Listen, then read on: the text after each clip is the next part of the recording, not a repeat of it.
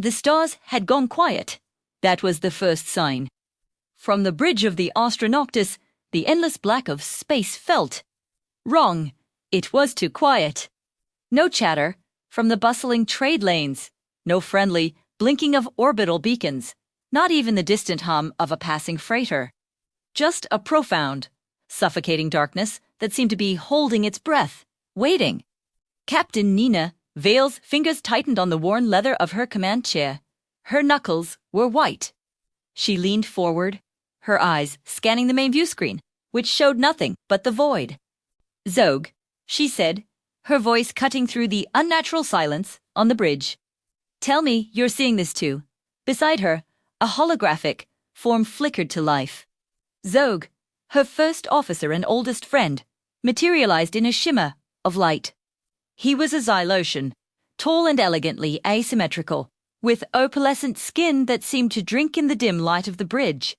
His large eyes, which famously shifted color with his mood, now glowed a cautious, wary amber.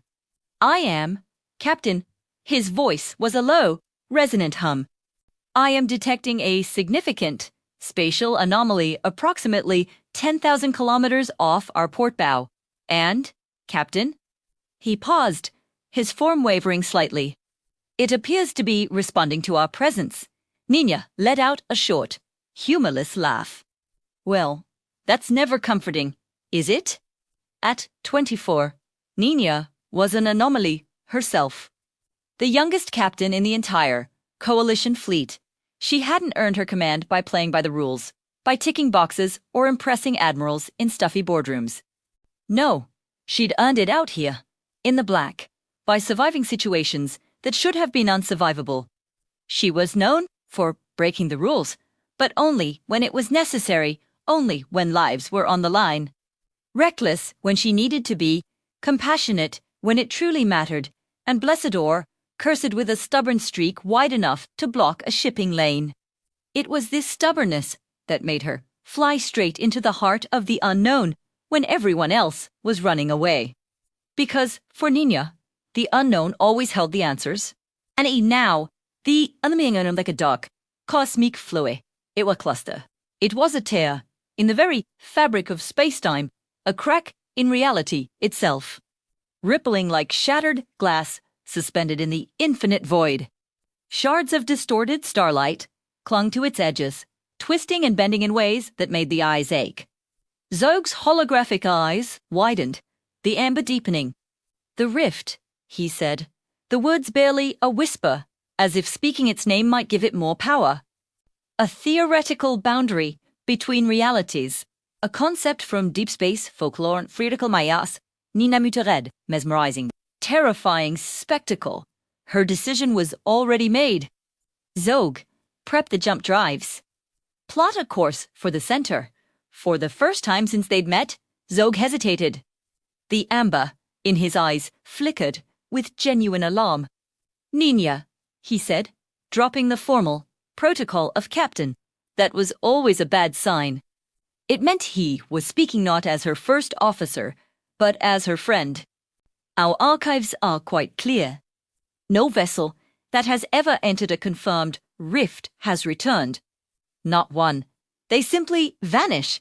Nina turned in her chair to face him, her expression unyielding. She met his worried gaze. Her own dark eyes reflecting the chaotic light of the rift. "Then it's a good thing we're not just any vessel, are we? And we're not just any crew." The jump wasn't like a standard FTL jump, which folded space. This tore it. The moment the Astronoctus breached the rift, reality fractured. Sound ceased to exist. Light splintered into a billion screaming colors that had no names. Nina felt a bizarre, powerful pulling sensation, not on her body, but on her mind, her soul. It was as if the universe itself was rifling through her memories, pulling them out for inspection. She saw her first command, the pride swelling in her chest. She felt the sharp, cold sting of her first loss, a crewmate she couldn't save. She relived the pivotal moment. She chose this life, the life of a starfarer, over a quiet, safe existence on her homeworld. The rift was testing her, weighing her, judging the sum of her life, and then nothing. A profound silence descended, even deeper than the one before. The violent colossoft était réel glow.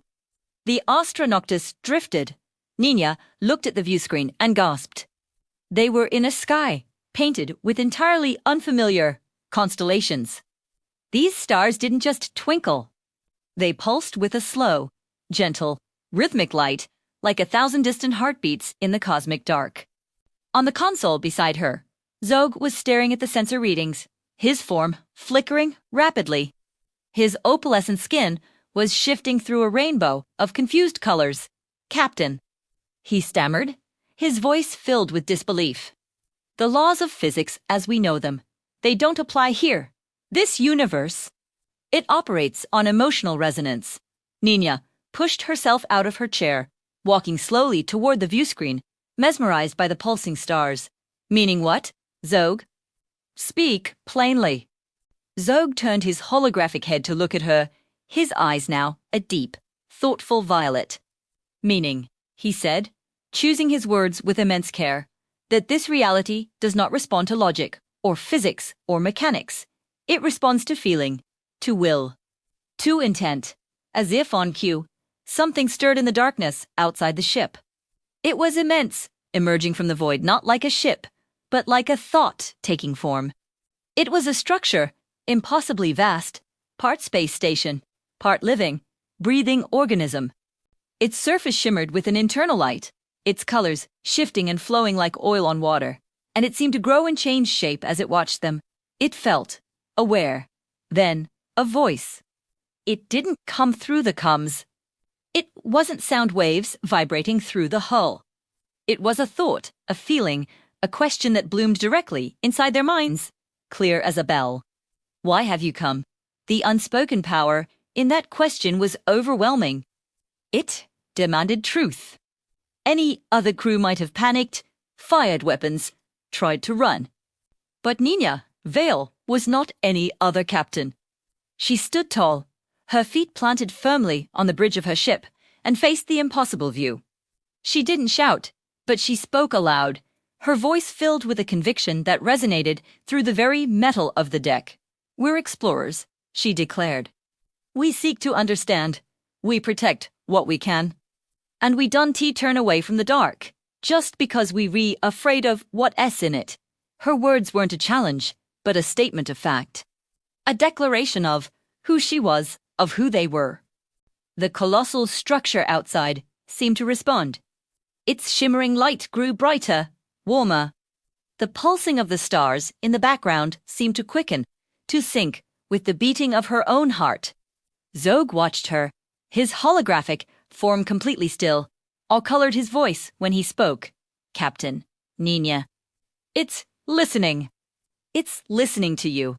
And in that moment, for the very first time, Nina understood the true nature of their mission.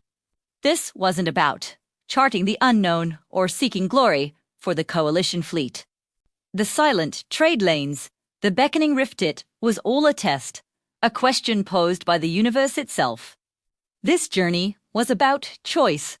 It was about defining who they were when faced with the ultimate unknown. Would they step forward into the light or retreat back into the familiar dark? A small, genuine smile finally broke through the tension on Nina's face. She felt a strange sense of peace settle over her, a feeling of rightness. She glanced back at her friend. "Zog," she said, her voice warm and steady. "Looks like we're exactly where we're supposed to be." Zog's eyes, which had been cycling through a dozen colors, settled on a brilliant, vibrant blue, the color of hope, of adventure. A wide, asymmetrical grin spread across his face. "Then, Captain," he replied, his voice ringing with excitement, "let us make history." Outside, the living station glowed. The stars pulsed in a steady, welcoming rhythm. And across the gulf of a new reality, the universe answered. Thank you so much for joining us on this journey. If you enjoyed this story, be sure to hit that like button, subscribe, and ring the bell so you don't miss the next chapter in the adventures of the Astronoctus. See you next time.